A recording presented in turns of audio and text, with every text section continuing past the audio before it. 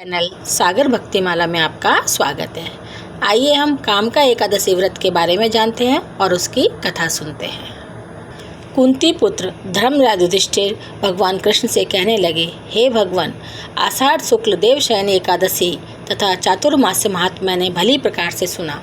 अब कृपा करके श्रावण कृष्ण एकादशी का क्या नाम है सो बताइए। श्री कृष्ण भगवान कहने लगे कि हे युधिष्ठिर, इस एकादशी की कथा एक समय स्वयं ब्रह्मा जी ने देव ऋषि नारद से कही थी, वही मैं तुमसे कहता हूँ। नारद जी ने ब्रह्मा जी से पूछा था कि हे पितामह, श्रावण मास के कृष्ण पक्ष के एकादशी की कथा सुनने की मेरी इच्छा है, उसका क्या नाम है, क्या विधि है और उसका महात्म्य क्या है, सो कृपा करके कहिए। नारद जी के वचन सुनकर ब्रह्मा जी ने कहा, हे नारद, लोगों के हित के लिए तुमने बहुत सुंदर प्रश्न किया है। श्रावण मास की कृष्ण एकादशी का नाम कामिका है। उसके सुनने मात्र से वाजपेयी यज्ञ का फल मिलता है। इस दिन शंख चक्र गदाधारी विष्णु भगवान का पूजन होता है।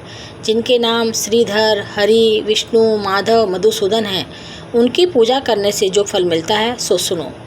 जो फल गंगा, काशी, नैमिषारण्य और पुष्कर स्नान से मिलता है, वह विष्णु भगवान के पूजन से मिलता है। जो फल सूर्य व चंद्र ग्रहण पर कुरुक्षेत्र और काशी में स्नान करने से, समुद्र वन सहित पृथ्वी दान करने से, सिंह राशि के बृहस्पति में गोदावरी और गंडकी नदी में स्नान करने से भी प्राप्त नहीं होता, वह भगवान विष्णु के पूजन से मिलता है। जो मनुष्य श्रावण में भगवान का पूजन करते हैं, उनसे देवता, गंधर्व और सूर्य आदि सब पूजित हो जाते हैं। अतः पापों से डरने वाले मनुष्यों को कामका एकादशी का व्रत और विष्णु भगवान का पूजन अवश्य करना चाहिए। पाप रूपी कीचड़ में फंसे हुए और संसार रूपी समुद्र में डूबे हुए मनुष्यों के लिए इस एकादशी का व्रत और भगवान विष्णु का पूजन अत्यंत आवश्यक है। इससे बढ़कर पापों के लिए नाशों का कोई उपाय नहीं है। हे नारद, स्वयं भगवान ने यही कहा है कि कामका व्रत में जीव कुयोनि को प्राप्त नहीं होता। जो मनुष्य इस एकादशी के दिन भक्ति पूर्वक तुलसी दल भगवान विष्णु को अर्पण करते हैं, वे इस संसार के समस्त पापों से दूर रहते हैं। विष्णु भगवान रत्न, मोती, मणि तथा आभूषण आदि से इतने प्रसन्न नहीं होते जितने तुलसी दल से होते हैं। तुलसी दल पूजन का फल 4 भार चांदी और 1 भार स्वर्ण के दान के बराबर होता है। हे नारद, मैं स्वयं भगवान की अति प्रिय तुलसी को सदैव नमस्कार करता हूँ।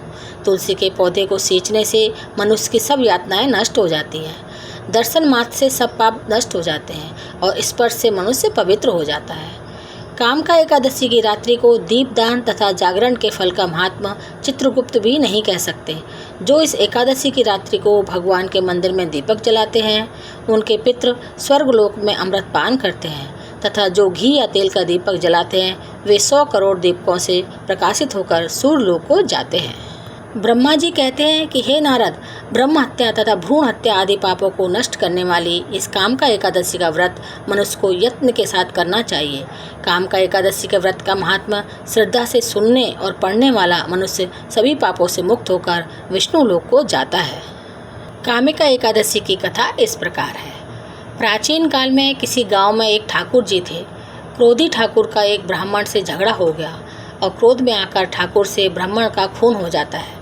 अतः अपने अपराध की क्षमा याचना हेतु ब्राह्मण की क्रिया उससे करनी चाहिए, परंतु पंडितों ने उसे क्रिया में शामिल होने से मना कर दिया और वह ब्रह्म हत्या का दोषी बन गया।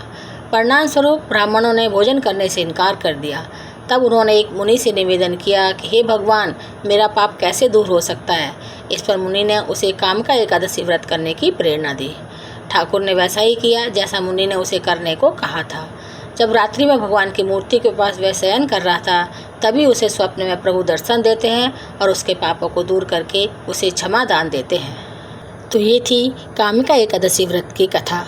मेरे चैनल को सब्सक्राइब, शेयर और लाइक ज़रूर करें। धन्यवाद।